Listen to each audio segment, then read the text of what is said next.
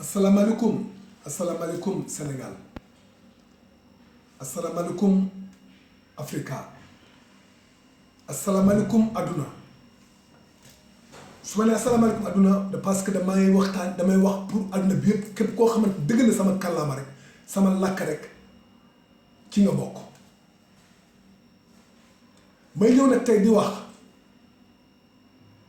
nii li xew ci réew mi du dëgg du yoon li xew ci réew mi du dëgg du yoon te nit ñaa ngi seetaan nit ñaa ngi seetaan nit ñaa ngi seetaan mënuma ko nangu kañ la loi Sénégal am article boo xamante ne yow bu nga convoqué justice ñoom ñoo lay wax fii ngay jaar kañ la loi boobu am kañ la article boobu am article boobu laa bëgg ngeen wax ma fan la ci ban article la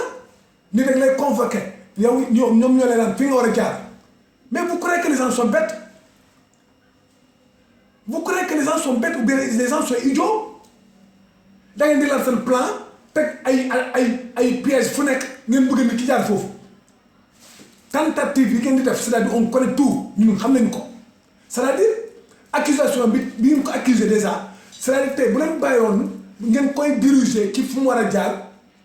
c'est tu vois leneen lu ko ci fekk rek je t'assure au nom de Dieu ñun dañuy xam ne am na leneen luy xew parce que mënoo jël nit ne ko fii ngay jaar par force c'est pas possible sa pap bi la jur sax bu la woowloo bu la woow la bu dee moo la woow soxla la moo la woow soxla la yow yaa xam fi ngay jaar ba yegg foofu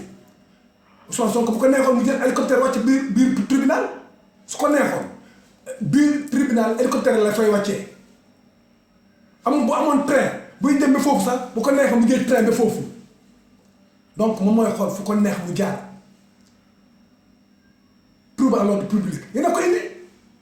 mais yéen a ko bloqué c'est vous qui l'avez bloqué yéen a ko bloqué parce que mu ngi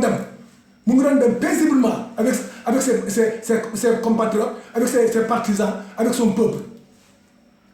mais yéen a ko bloqué vous avez fait exprès de le bloquer pour retarder le temps. Non mais les gens ne sont pas bêtes. Vous croyez où exactement? Quoi. Nous sommes au 21e siècle là. Nous sommes il faut que ça cesse. Il faut que ça cesse. Il faut que ça cesse. Ces comploteurs là, ça dit, vous nous foutez la merde. C'est pas possible quand même. Ngeen Sénégal ñu heure bi war na fekk ngeen di wax waxi mbas wala lan naka leneen moo gën ngeen di wax waxi ay viol ay je ne sais pas lan ay trouble à l'ordre public c'est-à-dire da ngeen ñi daal fu leen daal vous cherchez toujours le mal quoi vous ne faites que chercher le mal vous êtes des satans vous n'êtes que des satans c'est ces satans qui cherchent le mal là où ils ne le trouvent pas mais wax ay Birima mais Birima toi t'es qui dans ce pays là Birima doo dara Birima tu n'es rien du tout man c'est-à-dire Youssou Ndour sax moo ñu toll moom mi la teg ci télé bi ngay mbépp ngeen di wax mbaam xuux Birima mbaam xuux ngay niroo yow xamoo ko de yow kan di par mbaam xuux ngay niroo El Hadj Diouf moom dafa wax bi bëñ bi di gën a gudd El Hadj Diouf da ngaa wax ba sa jëmiñ tooy yow mais yow yaay càpp yaa si dëggantaan man maa ko wax c'est quoi le problème fii nga jóg naan da ngay dem laa ni avocat Yaya Jammeh yow yaay Farafenni xanaa yow yaay kan yéen c'est l'image de Sonko ngeen bañ yéen buggoo leen Sonko c'est ça le problème yéen Sonko ngeen bañ c'est pas quoi que ce soit mais c'est l'image de Sonko ngeen bañ je t'assure vous n'êtes que des abrutis vous n'êtes que des abrutis ça je vous le garantis mais Birima yow cog nga xam nga lu ñu naan cog yow raasatu rek ngay def yow bu doon du madame Say Fall xaw ma jusque lañ koy tuddee oto sa doo ko dawal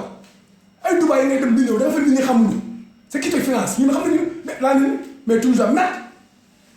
c'est quoi le problème toog ci biir nit ñi yaakaar ne yaa moom Sénégal yow yaakaar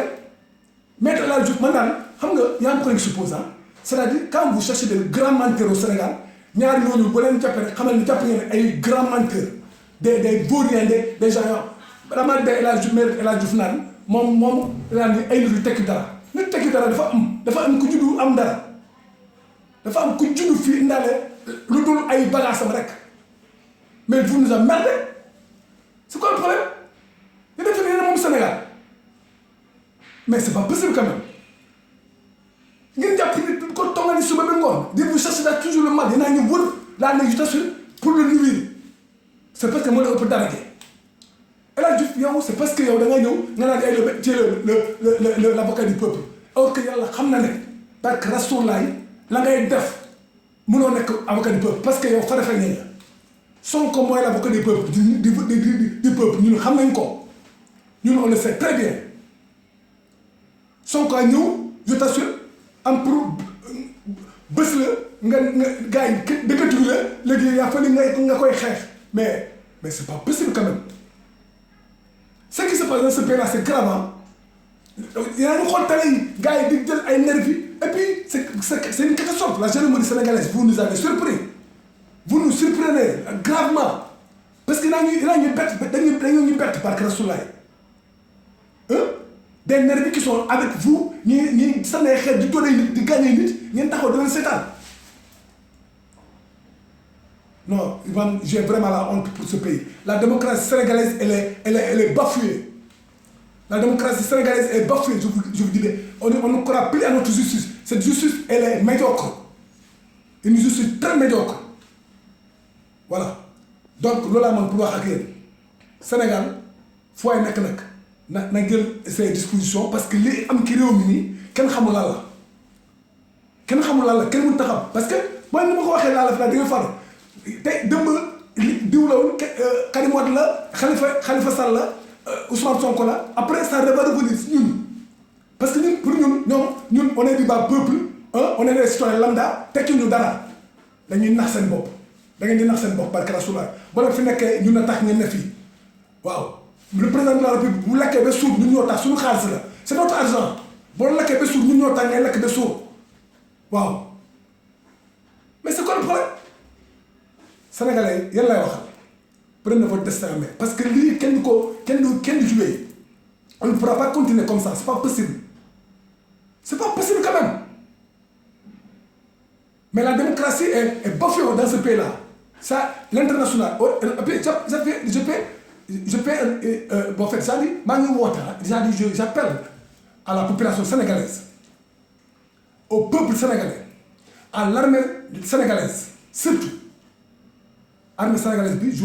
les gens ont trop confiance en vous les gens vous respectent gravement donc je vous prie de ne pas vous mêler de ce problème-là il ne faut pas vous mêler de ce problème-là il ne faut jamais être corrompu nous n'avons pas une armée corrompue non l'armée sénégalaise est sollicitée par son peuple ça c'est un message fort que je vous envoie donc ne vous mêlez même pas de ça